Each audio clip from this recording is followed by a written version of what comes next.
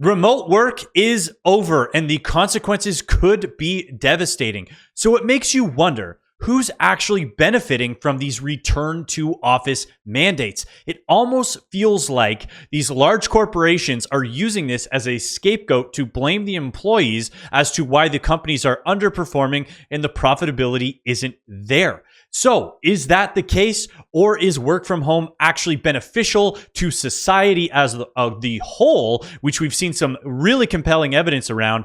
There's a lot to talk about in today's video, so let's get into it. Amazon and Dell. Federal workers. Employees at the Washington Post, they are being ordered back to the office 5 days a week. In the years following the pandemic, remote work became the new normal. But that's not the case anymore. I think a lot of organizations threw a lot of trust that they had built up with their employees out the window when they shifted very quickly away from all of the rhetoric around this is our new normal. In 2022, fully remote jobs were about 1 in 5 job postings on LinkedIn. Today, that's down to about 1 in 12. About 60% of the applications on LinkedIn are going to remote and hybrid roles, even though they're only about 20% of overall job postings. Nearly half of hybrid and remote employees said they'd be unlikely to stay at their job if they were called back to their offices full-time. And if employees do choose to stay, some rebel against the mandates by only making brief appearances in the office. It honestly felt like a rug pull, because what these companies did is they said, hey, you know what? We are going to be remote first now. You guys are going to be able to build your life in another city outside of our major metropolitan area. So now you can, afford to buy a house and have more money for your family and save hours in commuting. All of these things. They said, look, we're going to do this. For years, they said that. And then now, with almost no warning, they just started making announcements after announcements of like, yeah, you know what? Remote work's actually done, and that's better for us. But is it better for them? Otherwise known as coffee badging. However, some workers are welcoming the switch. When Amazon announced fully in office, I was excited to get in there in person with all my teammates. So what's causing the push for employees to return to office? And what does the future of work look like? There are a couple of reasons why companies might do a return to office mandate. One, they have real estate and they want to make use of it. Another reason is that companies may think that workers are possibly more productive in the office. Productivity translates to profits. Shifting labor market dynamics is another one. While by broad measures, the job market is doing pretty well with unemployment low and still adding jobs, we do see that the momentum has shifted back to employers. Basic economics. When supply is up, there are fewer reasons for employers to offer incentives like flexible work. That's why I always think it's so funny when people talk about like being really loyal to your company and, I don't want to let them down. And listen, if you're hired by a company to do the job, you should always do the best possible job that you can in the role that you're hired for. That's what you're hired to do. Be a person of your word and do the best job you can. That being said, always be prepared to look out for yourself, and you are top priority. So these companies don't care about what they've promised you, about what's going to happen. They will change these things on a dime for whatever is best for them. So, it's good to do the job that you have signed up for, the job that you're getting paid to do, but don't put, their satisfaction and their happiness over your own personal life. And it was funny to see that guy earlier. Oh, well, I was happy to go back to office because I actually do know someone personally who left a remote role and to work for a company that was in office because he was like, oh man, I'm an extrovert. I need to be in the office. I need to be around people. And it's like, well, if you're chatting around people and you're doing all that, are you any more productive? We're going to talk about that. Also, certain types of leaders who are more likely to make these demands. We found return to office mandates are more likely in firms with male and powerful CEOs. They are used to working in the office for 5 days a week, and they feel that they are losing control over their employees who are working from home. And another big reason is stock market pressure. Return to office mandates are more likely after firms' stock price crash. And a very easy explanation for the poor performance by the managers is actually employees are being lazy at home. Exactly. Oh, well, the employees are being lazy. It's not like there's anything, with market shifting and dynamics. And the other thing is like a lot of these companies operate on debt-based growth. So debts got expensive. Rates are not going down as fast as they thought they were. These companies were now having to catch up on their payments going, we've actually overhired a little bit and we're not as productive as we thought we were because our entire business model was based around growth and just growth, like not increasing just profitability. It was like top line growth. And so now they're going, yeah, it's the employee's fault. Sure. Okay. The most common industries with RTO mandates are finance, insurance, and real estate at 32%, followed by manufacturing at 30%. Return to office mandates are also viewed by some as back-channel layoffs. A June 2024 Bamboo HR survey found that 25% of VP and C-suite executives and 18% of HR professionals admitted to hoping that their return to office mandates would lead to voluntary turnover. Amazon CEO Andy Jassy denied in an all-hands meeting that the company's 5-day in-office mandate had anything to do with this. These organizations may think that their goal is to, remove X%. That's not going to fix whatever is going on in their organization.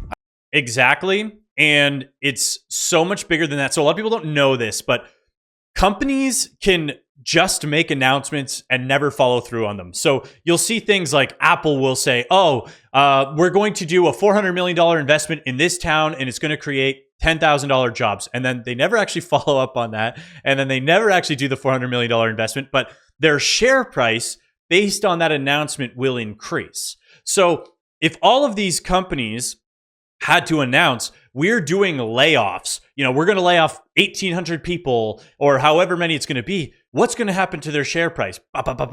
So it's going to go down. So what they get to do is, we're going to do return to office. We might lose 2,500 employees, but that's just because it's, the natural attrition and turnover of the return to office. It's not because we are underperforming. We're not able to, keep the shareholders happy. So we have to lay off all of these people. It's not because our business model was based entirely around debt. It's because it's the return to office. It's so important. No, often companies will use trends like this and things like this to get around, obfuscate, which kind of, we're not actually laying off. Well, you're choosing to do this, which is laying people off. And we have information specifically showing this is not more profitable for companies. If anything, this is just a way for them to cover their asses. I think what people really want is to work in organizations that have been very deliberate about what they're doing. So that if they have to come into an office every day, they're not spending the entire day in video calls with people in other offices or working from home. The big question everyone is asking is whether 5 days in the office actually improves productivity and firm performance. While Ma's study didn't have a good measure of productivity, the expectation is that higher employee productivity leads to better financial performance. The study found no significant change in the latter. But we do find significant evidence that return to office mandates hurt employee job satisfaction. We collect millions of Glassdoor job reviews, and we found that after return to office mandates, job satisfaction ratings significantly drop. A lack of alternative job opportunities doesn't help. However, so I actually brought up his actual paper and went through it. So he's, they kind of showed it there. This is the abstract, but specifically in the abstract. So I have the actual paper. I went through a bunch of it and it's pretty comprehensive. And it was interesting because they sort of were able to go back to, even as far back as 2015 when remote work started to become a bit more of a trend. And then they break down in the article like, hey, we were going from 2015 to 2019 when it was a little bit slower. And then all of the data that they were able to get access to over, the pandemic when they were like, we just got mountains of data to go through. And as they said in the abstract, the test reports significant declines in employees' job satisfaction, which is big because if an employee is dissatisfied with their job, they're obviously not going to be as productive. But the biggest thing is they're using words like productivity. Yes, that does mean that maybe more work and tasks were being completed, but that doesn't always mean companies are going to be more profitable. And in this actual paper, they have some really comprehensive performance analysis here, and breaking down all this stuff and figuring out like the total like EBITDA they're going over. And figuring out the calculations on like, hey, these guys have been, returned to office now for another year, this many quarters or whatever it is. And they have not noticed any significant change in profitability. You know, they said they couldn't measure productivity, but profitability is not actually up. So is it really these lazy employees at home that are the issue with profitability, or is it like the reasons that I said? And that's not even including the other stuff, which I think is a bigger impact for society on the whole, which we'll get into a little bit later. However, some workers do feel that collaboration has improved since being in office full time. I've worked probably 3 years total of being fully remote. Personally, it is a large enabler of procrastination, and it doesn't add the same energy as when you're in person. You can have small conversations in an elevator. You can randomly run into leadership and do an elevator pitch of your idea. When I work at home, I procrastinate more, but when I go to the office, I can have way more conversations while I'm there at work. You mean procrastinating, not getting work done while you talk to your coworkers? Listen, I think they need to find a split. If you want to be in office, go to office. If you want to be remote, be remote. And I've got an article that shows why this is important. So Turn to office mandates can lead to employee turnover, whether wanted or not. We found that after firms impose return to office mandates, their turnover rate significantly increase and their hiring rate significantly decrease. And it also takes significantly longer time for firms to hire new employees. And what's more important is the people who are leaving the firm are not the people you want to lose. These are the female employees, the most skilled employees, and the senior employees. Logistics. The way he said it there, the female employees, the most skilled employees. I think there's a comma there. I don't think he was saying the female employees are the most skilled employees. That's how I kind of took it when he said it. But yes, so female employees, what's going on with that? What do we have? We have a birth crisis all across the West. So I brought up this article here, and it's from the Ethics and Public Policy Center.org. Among working married women, those in professions that were most conducive to remote work tended to see higher relative growth in having had a baby. Married women who work as real estate brokers saw their self-reported fertility increase 30% compared to the year prior in the pandemic. And then it says, oh, well, it's, commissions were up, so they got to redo the nursery. No. Other professions that easily made the transition to remote work, such as accountants, auditors, saw double-digit relative growth in having had a child over that time frame. And then it specifically talks about, women who have to go in office and to their workplace all the time have significant lower rates of fertility post-COVID. I mean, this is something that we were seeing trend for a while. We have a birth rate crisis, and now you're telling these women like, hey, you're in your peak childbearing years, and they actually do kind of break down the ages and the demographics. So you've got all these 30-year-old women who are now getting tricked back into the office by having to be a boss babe working in this metro at 35 years old. You ruin all your childbearing years. Now you can't have kids. But good news is you might be more productive for this company, but not actually, because we've proven that they can't tell if you're more productive, and you're certainly not more profitable. So it doesn't make sense for these companies. Again, this is the societal impact on the whole, and why I think it's such a silly thing for us to focus on return to office, because all you've done is created a commute. Because I did another video on this, on what's happening and why people are not having kids. And one of the big things was commutes to work and lifestyle, because people felt like they didn't have the space. With remote work, people are able to work in communities where they can afford to buy a house. They can also, not have to worry about hours of commuting. And that goes for both, because if the wife wanted to stay home with the kids and the husband has extra hours and hours of commute, that's less time for him to be home with the kids, helping the wife, doing all that stuff. So it's like, we can clearly see the societal impact of allowing people access to remote work is majorly beneficial, versus we cannot prove that it's more profitable to have these people in office. And if anything, employee satisfaction's down, they struggle to hire people, and now you've rug pulled the people who you told, hey, we're remote work first. I know you bought this house. Oh yeah, so if you sell this house, you're going to lose money, and now you have to move to this major metro, which also immigration has been skyrocketing. So traffic getting in and out of this major metro is even worse than it was before. Come on, guys. Are another issue.